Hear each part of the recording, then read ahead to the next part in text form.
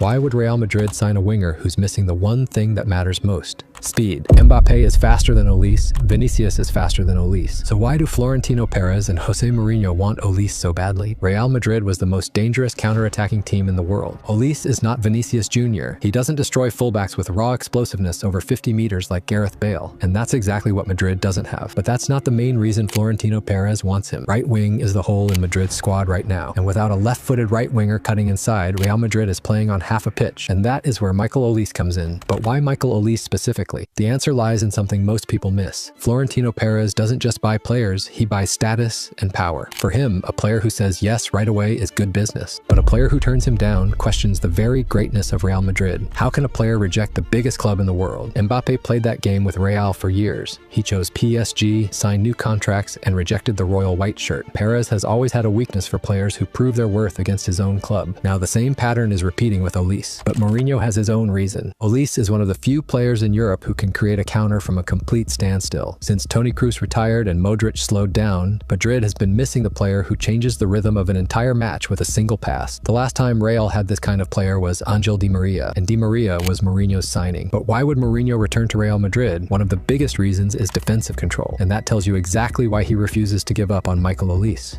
Look at how he's straight away. He knows that Kylian Mbappe is coming. He's sprinting. Look at him.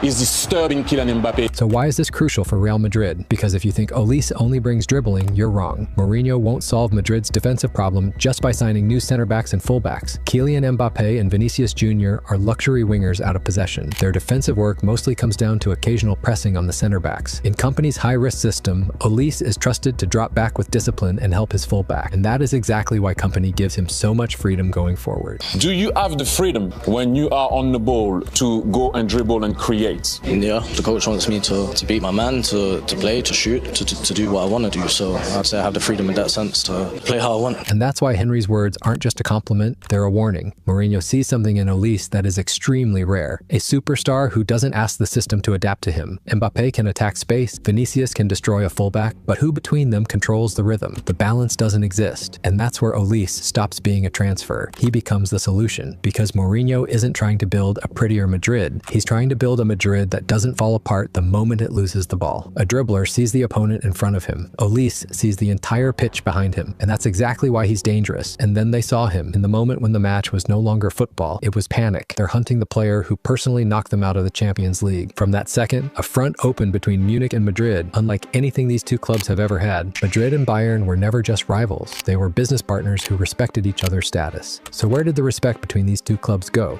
The front didn't open with Olise. It all started with Alphonso Davies. Instead of coming to negotiate with Bayern like they used to, they started taking players behind their back. Bayern is now using Olise to draw a line and tell Perez, this is where your power ends. And while they fight over him, Olise just scored a hat trick for France. The impressive part isn't the hat trick itself. The impressive part is how he took the keys to the national team. Have you ever noticed that after every World Cup, Real Madrid signs the biggest star of the tournament? Is that how Perez sees Olise? Because Olise is not a normal player, and nobody has explained why yet. Michael Olise. He plays simple, but simple is difficult. Olise is a mutation in the modern game. On paper, Bayern wasn't looking for a new position. The numbers were good until Olise raised the ceiling with 88 goal contributions in 107 matches. Who's responsible for this change? Vincent Kompany, a product of the Guardiola school. And Kompany makes a move nobody expected. Instead of another sprinter, he decides to put a player on the right wing who will deliver 19 assists in the Bundesliga while looking like he's running in second gear. This might be Olise's most powerful weapon. The football world is obsessed with acceleration, but it forgets about the break. Olise's greatest physical gift isn't how he starts, it's how he stops. When he carries the ball in second gear, he puts the defender to sleep,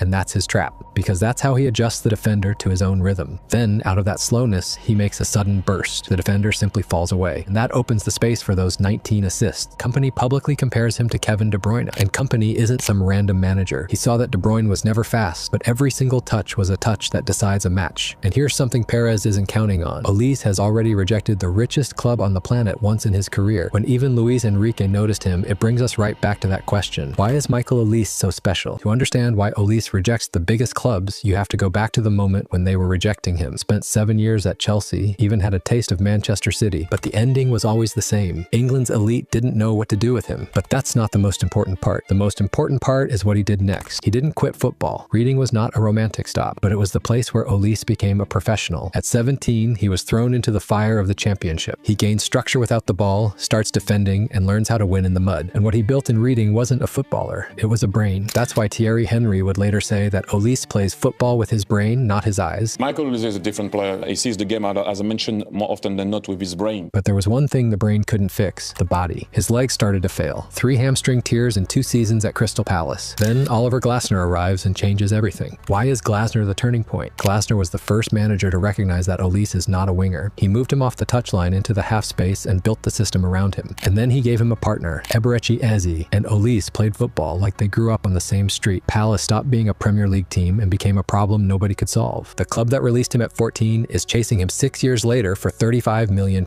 Every major outlet in the world reports the deal is done, but Olise turns them down stone cold. Bayern reacted like a club that sees what others hadn't yet turned into a priority. Vincent Kompany knew exactly what he was missing, and then the numbers confirmed what Kompany saw. In the 2024-25 season, Olise was the outright leader across all 5 European leagues in progressive passes into the box, 70 in a single season, a number that beats every midfielder on the continent. But what happened to the injuries at Bayern? Because at Crystal Palace, Olise didn't have a problem with talent. He had a problem with continuity, a player who couldn't stay fit, and that's exactly why the big clubs weren't looking away from him. And then, in the most brutal rhythm of his career, he becomes the player who is always there, not as a protected project, but as one of the main players in the squad, and without a major injury breaking the story like it did at Palace. The hamstring doesn't break when you stand still, it breaks when you explode. When you start, stop, change direction, and start again. And that's Olise's football. Bayern didn't take a player without risk. They took the player everyone else was treating as a risk, and they removed the last doubt from his body. Why would they sell him now? But here's the problem Bayern cannot solve: the World Cup, because Bayern can control the training. They can control the minutes. But France has a tournament, the pressure of an entire nation. And that's why the World Cup isn't just a reward for Olise's form. It's the most dangerous test of his transformation. At Bayern, the answer was clear. He can do it if the system around him is precise enough. The World Cup is the removal of the protective layer. Bayern gave him continuity. France gives him the stage, and the World Cup asks only one question: can Olise become the player who makes France stop depending on Mbappé alone? And Perez is watching all of it. On one side, the player he needs; on the other, the player already waiting for him in Madrid. And between them, a World Cup that will give the answer no transfer can.